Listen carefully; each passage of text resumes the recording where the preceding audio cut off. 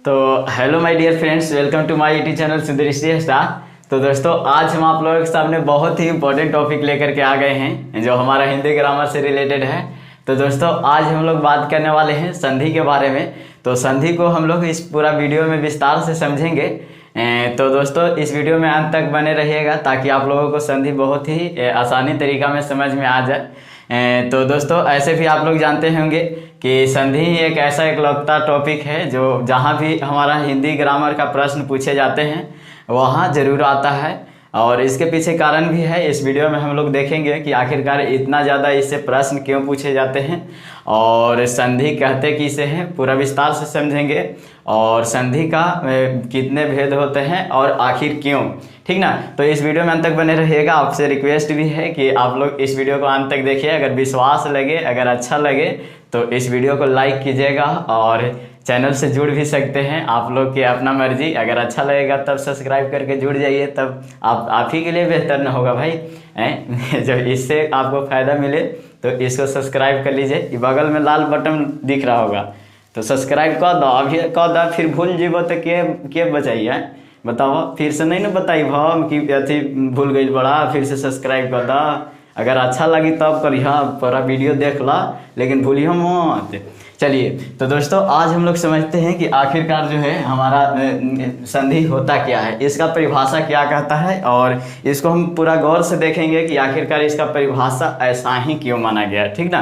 तो दोस्तों, ऐसे थोड़ा सा एक बार समझा देते हैं, इसके बाद हम बताएंगे कि आखिरकार इसका मतलब क्या होता है। यहाँ परिभाषा में लिखा है कि दो वर्णों के मेल से, वर्ण के बारे में आप लोग ऐसे भी जानते होंगे। वर्ण के बारे में हम पूरा विस्तार से वीडियो, इसको बारे में शायद हमारे हिसाब से लग रहा है 6-7 वीडियो डाले होंगे जिसमें आप लोगों को पूरा विस्तार से बताया गया था कि वर्ण आखिरकार होता क्या है।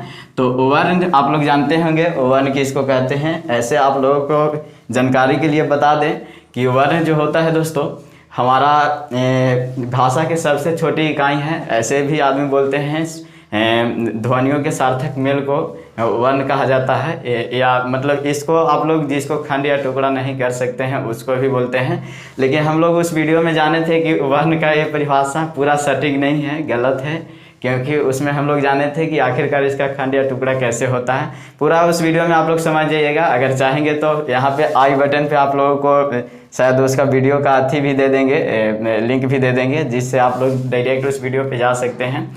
तो चलिए, हम लोग आज जानते हैं कि वर्ण के मेल से जो विकार उत्पन्न होगा, संधि के बारे में हम लोग जानने वाले। विकार का मतलब थोड़ा हम लोग समझेंगे कि आखिरकार विकार होता क्या है। विकार का मतलब दोस्तों, साधारण शब्द में कहें तो परिवर्तन हुआ, ठीक ना। जो भी परिवर्तन होगा, बदलाव होगा, अगर विकार उत्पन्न होगा, नया शब्द बनेगा, ठीक ना, तो वो जो हमारा हुआ खास करके संधि के अंतर्गत आएगा। यानी कि जिसमें भी अगर वर्ण मिलता है, यानी कि वर्ण प्लस वर्ण अगर हो गया, तब जाकर के इसमें विकार भी उत्पन्न होना चाहिए। और यही जो हमारा ये प्रोसेस हुआ, पूरा प्रोसेस हमारा संधि के अंतर्गत आएगा। अब कई लोग के मन में सवाल उठ रहा होगा कि संधि ऐसे कैसे। तो सबसे पहले हम लोग इसका एक उदाहरण समझते हैं। उदाहरण थोड़ा समझते हैं। उदाहरण से पता चलेगा कि आखिरकार संधि कहते किसे हैं और क्यों। तो देखिए दोस्तों, हम यहाँ पे 2 शब्द लेंगे जिससे आप लोगों को पूरा कंफर्म हो सके कि हमारा जो है संधि जो है 2 वर्णों के मेल से परिवर्तन को ही क्यों संधि कहा गया है। अगर परिवर्तन ना हो तो संधि होगा या नहीं होगा, इसको हम लोग जानेंगे। तो यहाँ थोड़ा सा देखते हैं दोस्तों हमारा क्या है। जैसे देखिए, अगर यहाँ पे ले लें, रामायण ले लेते हैं। रामायण तो आप लोग जानते हैं कि राम भगवान के सब कोई भक्त थे भाई। क्या हिंदू क्या मुसलमान सब हैं, मतलब भगवान एक ही होते हैं। ये तो अंधविश्वासिक शब्द में आप लोग को बताए थे, शब्द का भी वीडियो आप लोग देख सकते हैं। तो रामायण हो गया। इसी तरह से नारीश्वर जानते होंगे आप लोग, नारीश्वर। देखिए, ये 2 शब्द हम लोग लेते हैं जिससे हम लोग को पता चलेगा कि आखिरकार जो है हमारा संधि होता क्या है। हम वहाँ पे बताएं कि 2 वर्णों के मेल से जो विकार उत्पन्न होता है उसको संधि कहते हैं, ठीक ना। तो यहाँ पे 2 वर्ण का मेल कहाँ है, ये तो हम लोग को शब्द दिख रहा है, तो इसमें से हम लोगों को समझना है। देखिए दोस्तों, यहाँ पे अगर बात करें तो हमारा जो रामायण है इसको थोड़ा अगर बात किया जाए तो दो वर्णों के मेल से बनने वाला है, इसमें दिखाने के लिए सबसे पहले हम लोग को समझना होगा कि आखिरकार संधि का शाब्दिक अर्थ क्या है, ठीक ना। तो संधि दोस्तों, अगर इसका शाब्दिक अर्थ अगर जाना जाए, संधि जिसको हम लोग बोल रहे हैं संधि, ये जो है हमारा दो शब्द के मेल से बना हुआ है। पहला जो होता है उसको हम लोग सम और प्लस धी से बना हुआ है। सम का मतलब आप लोग जानते होंगे समान या मिश्रण करना, ठीक ना, यानी कि मिलाना, यानी कि जो भी वस्तु हो अगर उसको सम कर दिया जाता है, मिला दिया जाता है, तो उसको हम लोग संधि के अंतर्गत रखते हैं, ठीक ना। तो यहाँ पे जो संधि हुआ हमारा खास करके दो चीज़ों का मिश्रण होगा। अब इसका कोई बोल रहा है कि इसका अर्थ क्या होना चाहिए भाई, दो शब्दों के मिश्रण को हम लोग क्या बोले हिंदी में, तो इसको हम लोग मेल बोल सकते हैं। दो शब्दों का मेल हो सकता है, दो शब्दों का योग हो सकता है, दो शब्दों का मित्रता हो सकता है, दो शब्दों का मिलन हो सकता है, या इसे ही कभी कभी समझौता भी आदमी बोल देता है। समझौता। अब समझौता कई लोग के खटक रहा होगा, तो थोड़ा सा हम बताते हैं समझौता होता क्या है। जैसे आप लोग इतिहास बहुत ज़्यादा पढ़ते होंगे, हमको शायद पता है, क्योंकि 10th क्लास या जो भी इससे नीचे का सिलेबस है उसमें शायद इतिहास पढ़ना ही रहता है। तो आप लोग देखते होंगे कि जर्मनी और फ्रांस के बीच समझौता हुआ था। समझौता का मतलब वो दोनों बात विचार करके आपस में मिल गए थे, ठीक ना। तो यहाँ कहने का मतलब हुआ संधि का जो है शाब्दिक अर्थ मिलना हुआ, ठीक ना। तो यहाँ से हम लोग समझ सकते हैं, अगर कोई पूछे कि संधि का अर्थ क्या होगा, तो संधि का अर्थ मेल, जोग, मित्रता, मिलन, समझौता, ये सब जो हुआ हमारा संधि का अर्थ हुआ। अब कई लोग इसमें विद्वान होंगे भाई, तो कहेंगे कि अगर इसका अर्थ अगर ये हुआ तो हमारा संधि का जो है विलोम क्या होगा। तो अगर दोस्तों यहाँ ये देखने से पता चल रहा है कि इसका अर्थ है, तो हम लोग इसका विपरीत अर्थ वाले शब्द को जानते हैं, यानी कि विपरीतार्थक शब्द जानते हैं। तो मेल यहाँ देख रहे हैं, मेल, तो इससे क्या होगा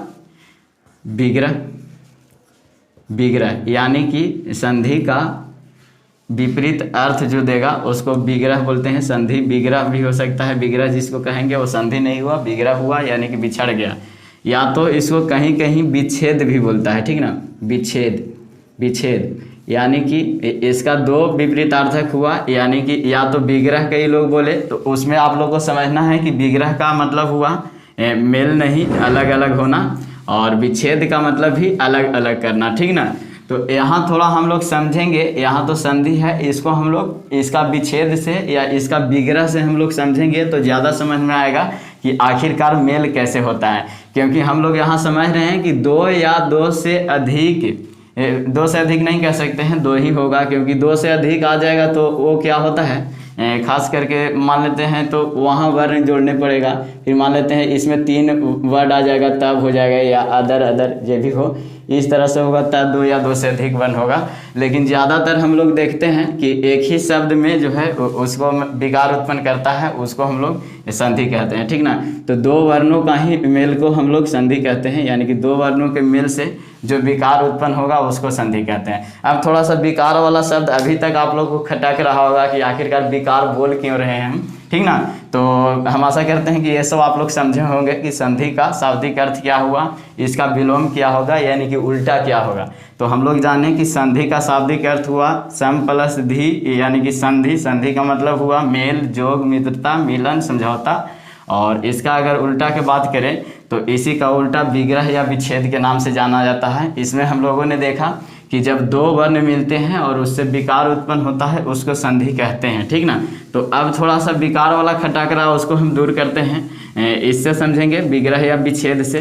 तो सबसे पहले हम लोग जानते हैं संधि अगर कोई वर्ण दिया हुआ है, मतलब पहले से ही संधि है, तो उसको पहले हम लोग विच्छेद करके समझते हैं, यानी कि उसका उल्टा बात करेंगे। कोई भी भाई देखिए आजकल मन होता है गांव में डाइन वगैरह का, आप लोग अंधविश्वासी आदमी होंगे तो जानते ही होंगे डाइन इससे भली भांति से। तो क्या होता है कि उसको सिद्ध करना होता है, ठीक ना। अगर सिद्ध करने के लिए रहेगा तो पहले आदमी को गलती माननी पड़ता है। आप उसको अगर गलती मान गए तो उसको सिद्ध कीजिएगा, तो फिर सही अगर आ गया तब समझेंगे कि हाँ भाई सही है, ठीक ना। तो उसी तरह से हम लोग यहाँ इसको आगे विच्छेद करेंगे यानी कि उल्टा मानेंगे, और अगर ये अपना रूप में आ जाएगा तो हम लोग समझेंगे कि भाई संधि का जो हम लोग परिभाषा दिए वो बिल्कुल राइट है, ठीक ना। तो चलिए यहाँ देखते हैं, हम लोग समझते हैं सबसे पहले कि आखिर ऐसा क्यों। तो देखिए पहले रामायण से आप लोग को भली भांति परिचित करते हैं। तो ये जो है राम प्लस अयन से बना हुआ है, ठीक ना। अयन राम प्लस अयन से बना हुआ है, तब जा कर के ये रामायण बना है। एक तो ये हुआ, इसमें बोला जाता है दोस्तों कि रामय प्लस अन भी होता है, तब जा कर के ये बनता है रामायण। इस तरह से भी कई लोग बोलते हैं। अब थोड़ा सा इसको हम लोग समझ रहे हैं कि दोनों में सही कौन होना चाहिए।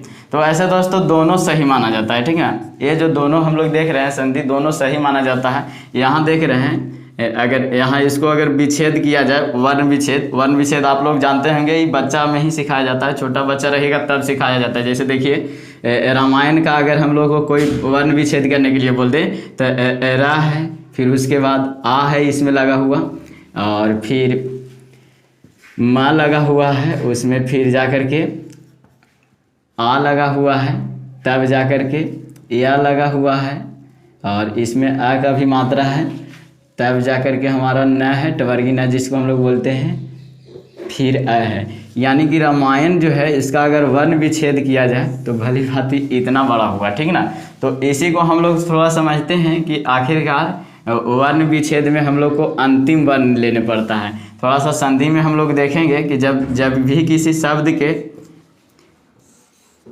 अंतिम वर्ण और शुरू वर्ण मिलता है तो जाकर के हमारा अगर इससे अगर हमारा कोई विकार उत्पन्न हुआ, उसी को हम लोग संधि बोलते हैं। यानी कि इसको अगर बोले हम लोग तो प्रथम पद भी बोल सकते हैं, और इसको हम लोग द्वितीय पद भी बोल सकते हैं, द्वितीय पद या पहला पद या दूसरा पद, ये सब भी बोल सकते हैं। यानी कि जो प्रथम पद के है उसका अंतिम वर्ण का योग अगर दूसरे पद के शुरुआती वर्ण से होता है और उसमें भी विकार उत्पन्न होना चाहिए, तब जाकर के हमारा संधि के अंतर्गत आता है। थोड़ा सा हम लोग यहाँ देखेंगे कि आखिरकार ये जो नियम है इसको फॉलो कर रहा है यहाँ कि नहीं। तो रामायण में देखें दोस्तों, राम प्लस अयन आप लोग को बोले, राम प्लस अयन बोले, राम प्लस अयन, यहाँ राम में अयन ऐसे हो जाएगा। तो यहाँ देखिए राम प्लस अयन, राम में क्या दिख रहा है आप लोग के, रा तो ऐसे रा में आकार लग गया तो रा हो गया।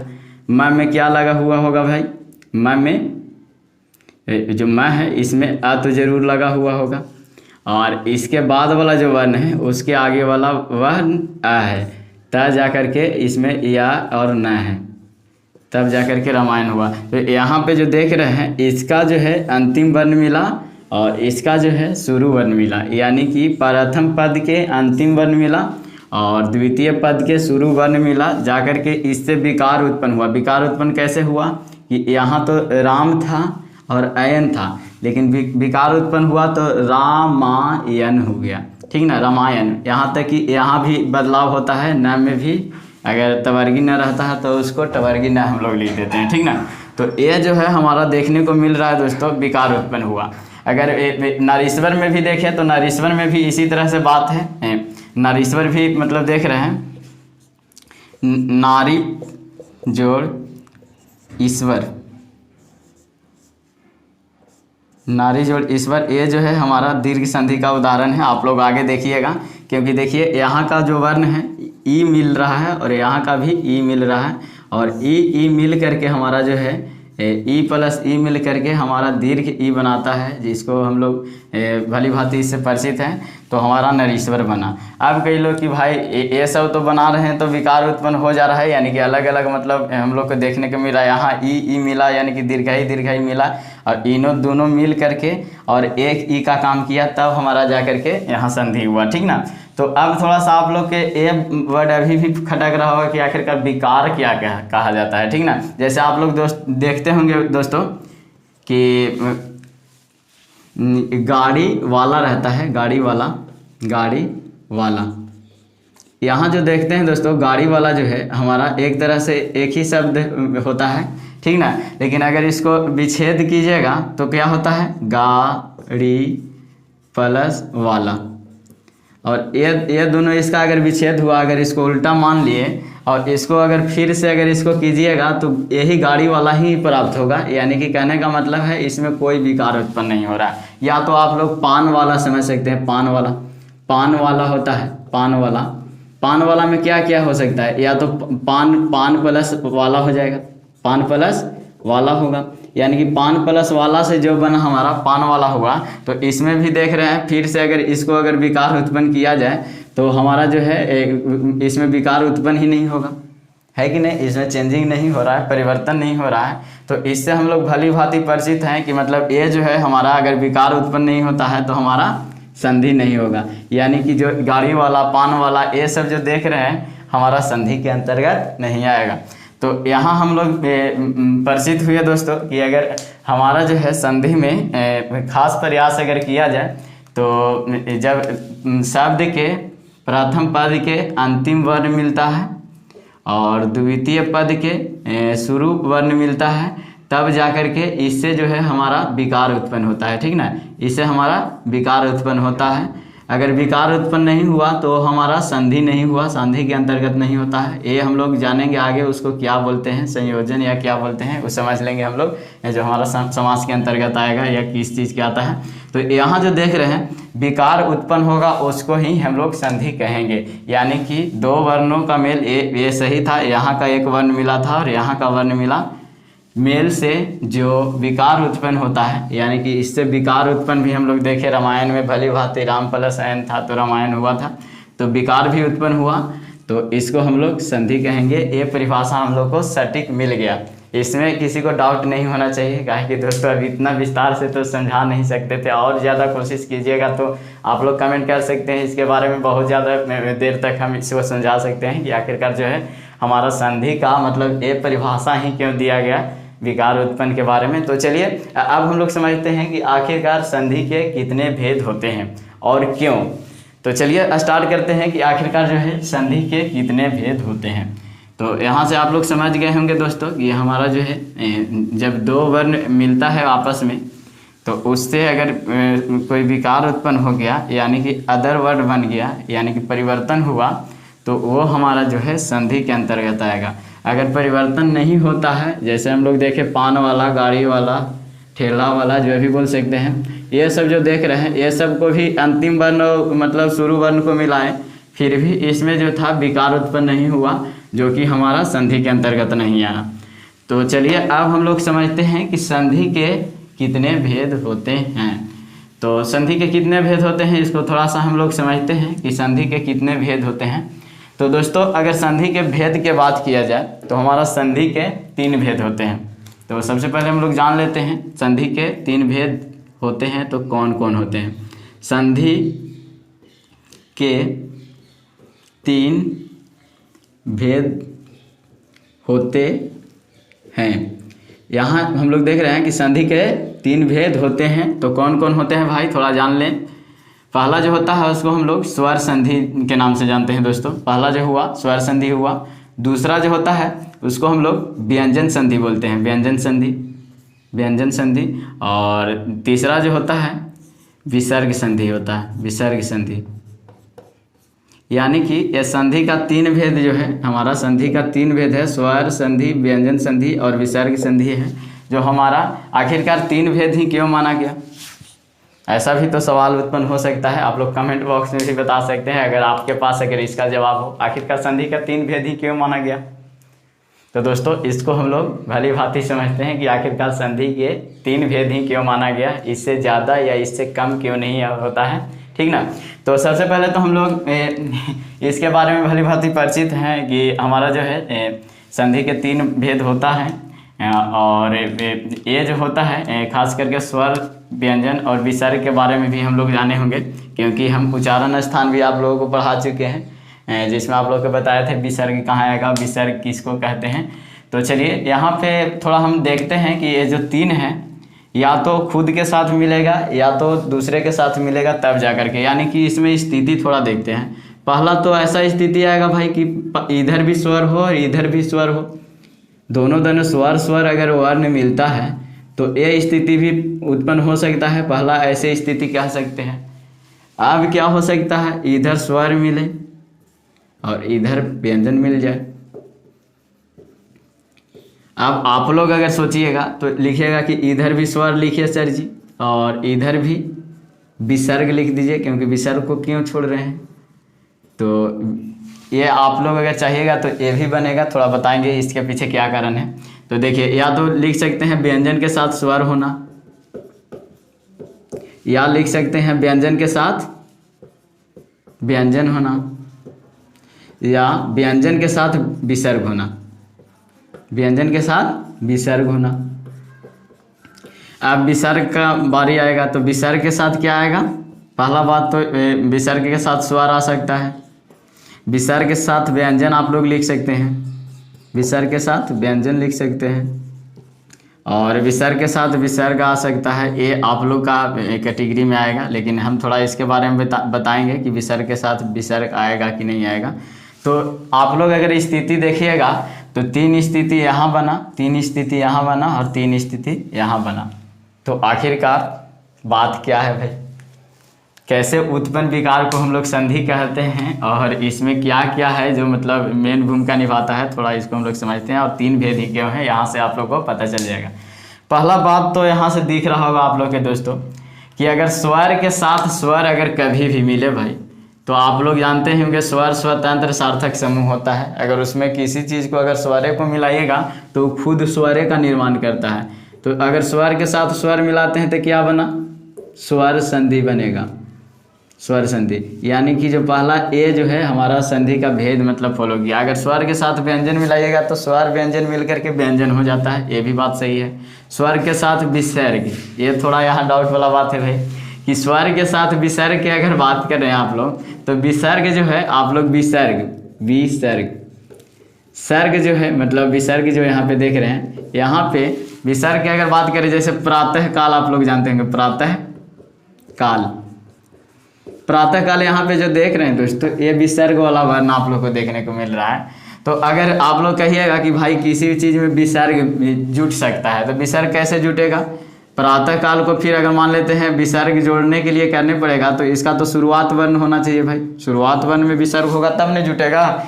और ऐसा जो है हिंदी ग्रामर के वर्तनी में ऐसा गलत है, यानी कि हमारा जो है विसर्ग कभी भी पीछे नहीं आ सकता, विसर्ग जब भी आएगा तो हमारा पहले आएगा, ठीक ना।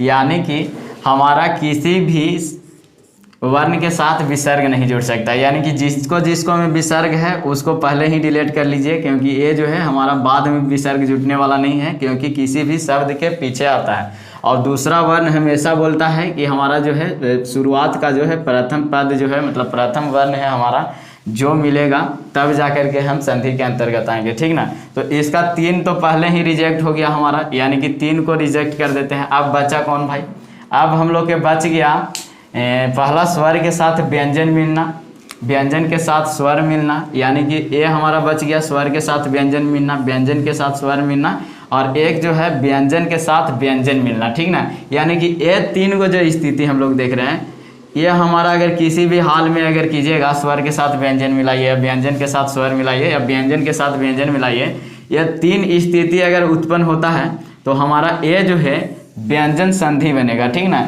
यानी कि यहाँ से दूसरा इसका भेद आ गया, क्या आ गया, व्यंजन संधि। यानी कि दूसरा भेद इसका हो गया व्यंजन संधि होना चाहिए, यानी कि 2 संधि हम लोग का क्लियर हो गया यहाँ से, व्यंजन संधि। अब विसर्ग संधि के बारे में बात करते हैं। तो विसर्ग संधि में तो एक हट गया, क्योंकि विसर्ग के साथ विसर्ग कभी नहीं जुड़ सकता है, क्योंकि प्रातः के पीछे ये विसर्ग लगता है, आगे लगेगा तो वो हमारा गलती माना गया, ठीक ना।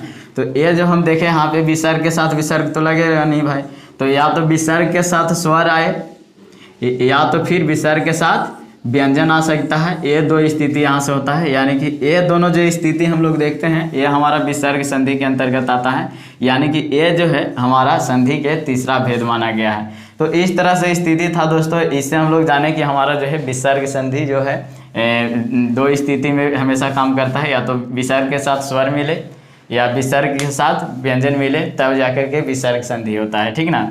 तो यहाँ हम लोग इससे परिभाषा भी क्लियर हुआ होगा आप लोग कि कोई अगर पूछे कि स्वर संधि किसको कहते हैं, तो स्वर के साथ स्वर के मेल को ही स्वर संधि कहा जाता है। यानी कि ये संधि तो ऐसे भी जाने थे विकार उत्पन्न होना चाहिए भाई, अगर स्वर के साथ स्वर भी मिलता है तो इसमें भी उत्पन्न विकार होगा तब संधि कहा जाएगा। यानी कि स्वर के साथ स्वर के मेल से जो विकार उत्पन्न होता है उसको हम लोग स्वर संधि कहते हैं। इसको लिखने की ज़रूरत नहीं है, अगर लिखना भी आप लोग चाहें तो लिख सकते हैं। तो चलिए हम लोग यहाँ पे जाने कि हमारा जो है स्वर संधि जो होता है वो स्वर के साथ अगर स्वर का मेल होता है उसको हम लोग देखें तो आखिरकार जो है इसका परिभाषा क्या होना चाहिए। तो अगर दोस्तों परिभाषा की बात करें, यदि स्वर वर्णों के साथ स्वर का मेल से विकार उत्पन्न हो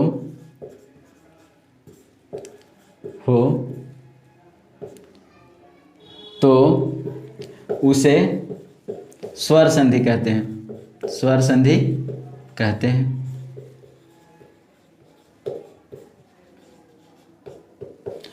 यहाँ पे हम लोग देखें अगर स्वर के साथ अगर स्वर मिलता है तो उसको हम लोग स्वर संधि कहते हैं, जिसमें बहुत सारा हम लोग उदाहरण देख सकते हैं। जैसे रामायण वहाँ पे देखे थे स्वर संधि का उदाहरण था, उसमें देखे थे आ प्लस आ मिल रहा था तो हमारा जा करके आ बन रहा था, जो हमारा स्वर संधि का उदाहरण आया।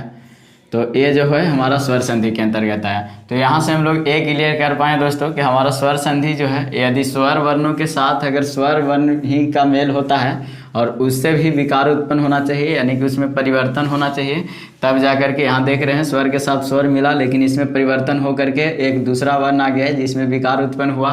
तो ये जो हमारा हुआ स्वर संधि का उदाहरण हुआ, ठीक ना। ये जो हमारा है स्वर संधि के अंतर्गत आएगा।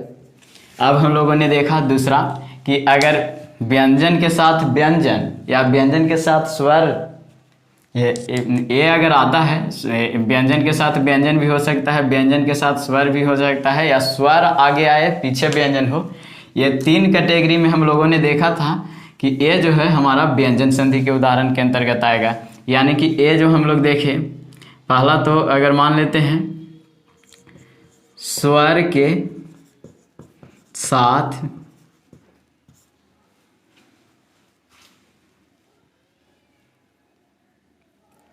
स्वर के साथ, छोड़िए इसको, दूसरा हम लोग यहाँ पे मान सकते हैं कि जो हमारा होता है व्यंजन वर्ण पहला होगा, व्यंजन वर्ण के साथ या तो स्वर आए या स्वर या व्यंजन दोनों आ सकता है। इसको हम लोग खास करके व्यंजन संधि के अंतर्गत रखे थे। यानी कि कह सकते हैं यदि व्यंजन वर्ण के साथ स्वर या स्वयं का मेल हो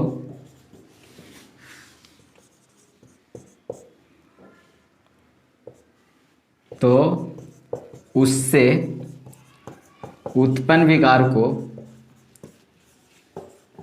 को व्यंजन संधि कहते हैं, व्यंजन संधि कहते हैं।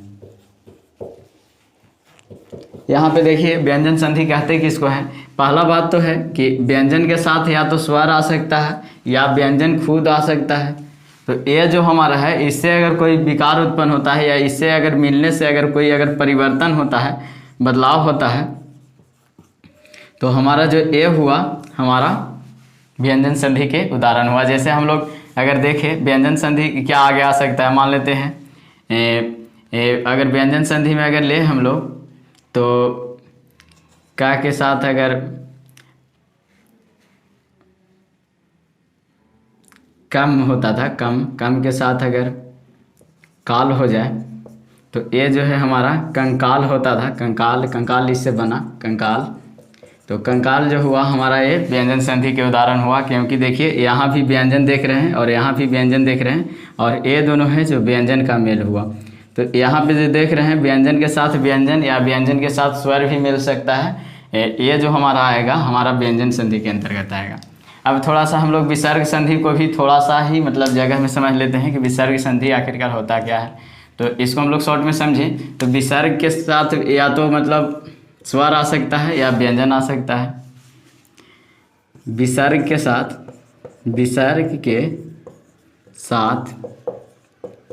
स्वर अथवा व्यंजन के मेल से जो विकार उत्पन्न होता है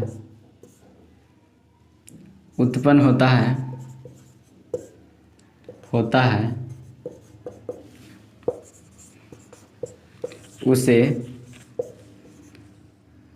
विसर्ग संधि कहते हैं। विसर्ग संधि कहते हैं।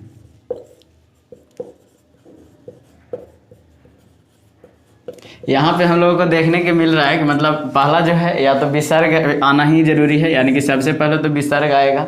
यानी कि अगर विसर्ग के साथ अगर स्वर आए या व्यंजन आए तो हमारा जो है ये जो हुआ हमारा अगर उत्पन्न विकार होता है इससे अगर विकार उत्पन्न होना चाहिए, कोई नया वर्ड बनना चाहिए, तो ये हमारा है जो विसर्ग संधि के अंतर्गत आएगा। ठीक ना। तो यहाँ से हम लोग देखें कि विसर्ग संधि के अंतर्गत कौन कौन से आएगा। इसका अगर उदाहरण के बात करें दोस्तों तो जैसे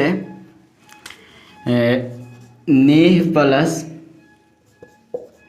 संतान, निसंतान जानते होंगे, निसंतान बिना संतान के आदमी निसंतान, या दुह प्लस फल हो गया, दुष्फल होता है दुष्फल।